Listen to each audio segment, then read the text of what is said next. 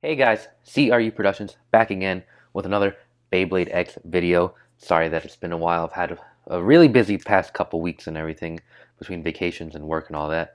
But today we're going to jump into sort of another top 5 video. We're going to discuss what I believe are 5 really important, almost must-have purchases you should make thus far in Hasbro's Beyblade X specifically. So we're just focusing on Hasbro. It's not necessarily top 5 as in like ranked fifth to worst, or fifth to best rather, but we're going to do 5 purchases that I think are worthwhile and would help being a competitive Beyblader in the Hasbro scene. So the stadium is more attack oriented than like the Takara Tomy Beyblade X stadium. So we're going to try to keep that kind of stuff in mind here.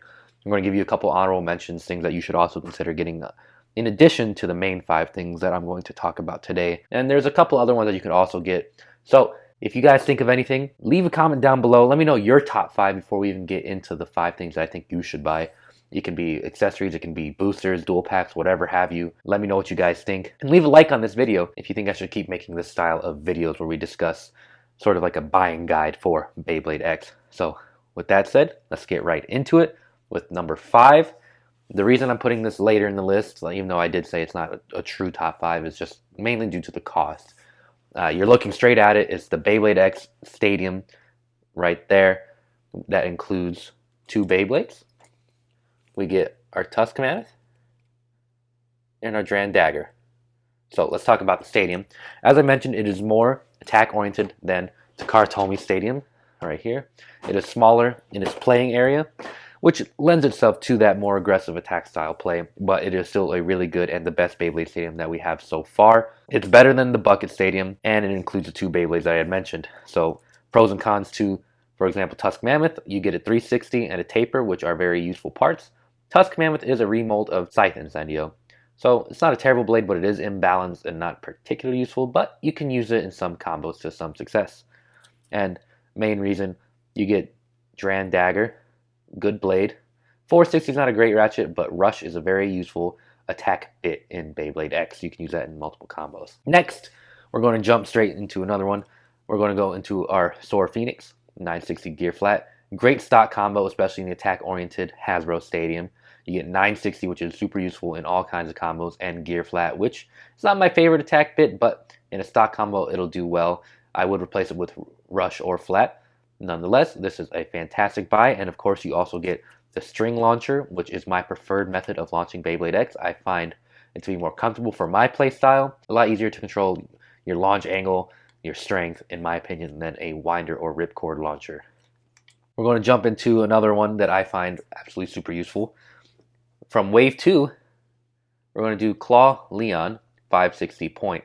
I really enjoy Point on my Soar Phoenix combos, and 560 is a phenomenal ratchet in a multitude of Beyblade X combos as well. The blade's not super useful, but that said, it does look cool. I like the black and red. Overall, decent Beyblade, fun to use. Love Point, as I mentioned.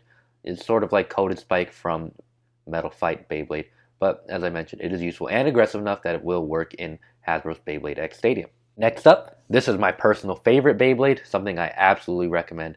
This is my favorite stock combo. It's phenomenal in Hasbro's Beyblade X Stadium. This is Keel Shark 360 low flat. I do like how low flat reacts in the Hasbro Stadium. Very aggressive. Great upper attack, as much as metal on metal contact can have. Great smash attack with these large gaps and really heavy outward spinning wings or fins for the shark motif. Color looks great. Booster, so very affordable at $7.99. By far my favorite. This is something I would recommend to anybody over basically everything. Before we get into the last one that I recommend buying, because remember, this is an attack-oriented stadium, as I have mentioned, so keep that in mind as we guess what's coming up next. But let's get into a couple things that you should also consider buying if the money's there. Go ahead and grab these in addition to those. One booster I do like is the Sting Unicorn. You get another 560. You get Gear Point, which is also exciting to use. I do prefer regular Point over Gear Point, but this is still a really good blade as well. You can use this in sort of like kind of aggressive stamina combos, much like another blade I will talk about in a moment. But overall, this is a very great buy. I think something somebody should consider, and it is arguably top 5 as far as purchases go, but I did not put it in my list for whatever reason. It will be an honorable mention. Speaking of stamina blades, Scythe Incendio is very balanced. You see four main segments of the blade. Good weight. You do get, I think it's 460, so not the greatest ratchet. I forget. Let's go ahead and look at the bottom with a little trick, for example. 3 lines there. 3 lines there. 460 and taper. Not a great stock combo. You could immediately switch it out with something like Ball or Orb and have something decent, even though 460 is not great in itself. You would much rather have 560 or 960. But this is a very useful blade, great starter, and it's a solid buy. I would probably consider this over my number 1 as well, just like Unicorn Sting. With that in mind, Stamina Blade, gotta have Arrow Wizard in the list. 480 is not great, Ball is top tier, and Arrow Wizard, you could probably use it in like a stock versus stock combo battle. So, decent stamina. I would still prefer Scythe Incendio with Ball over this, but if you get one, you gotta have the other. This alone is worth it just because of Ball. Especially Ball, you have to have a Ball in your arsenal for Beyblade X, and this is one of the easiest and best ways to get it. So with all that in mind, you're gonna be surprised when I put this last. It's Soar Dran, 360 flat, so you get top tier Ratchet, top tier Bit, and Soar Dran is excellent in attack combinations right out the box. This is a great attack combo out the box, just completely. You could use it as is. I still prefer Keel Shark in Hasbro's Beyblade X Stadium, but if you can't find a Keel Shark, this is a worthy second, and that is why this is making the final spot on my list.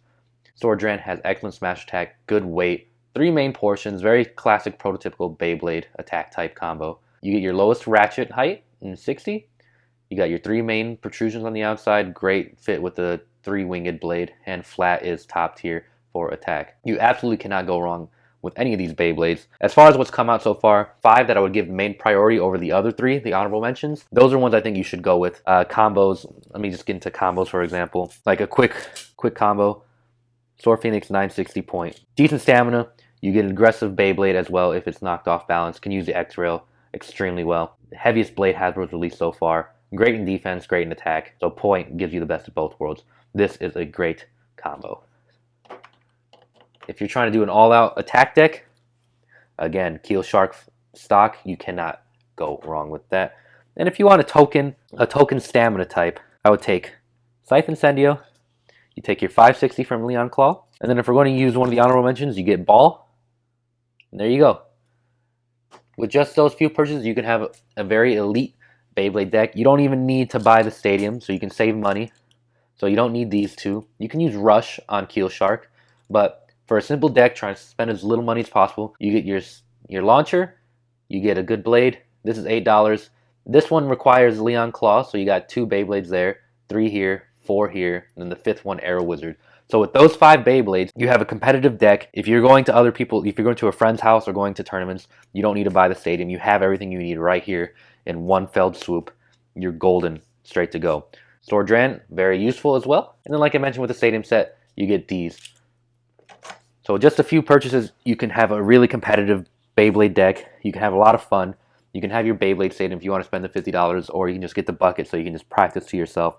And the string launcher makes that easier as well. It's a lot better for a single player, such as myself. So with all that in mind, let me know what you guys think. Give me some feedback, what you think about what I chose, what you would remove, what you would add. I'm open to any sort of discussion. So if there's something missing, let me know, talk about it. Let's discuss it down in the comments below. I'm more than happy to engage in conversation with you guys. Go ahead and drop a like on this video as well if you want to see more Beyblade X content on this channel. And subscribe to the channel for all the future Beyblade content I will be making. This is one step into what I'm trying to get, and we're waiting for Hasbro's Wave 3, and I have the El Drago pre-order that I pre-ordered late, so it's a little bit later than other people's.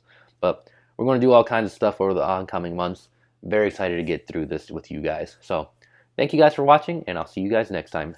Take it easy.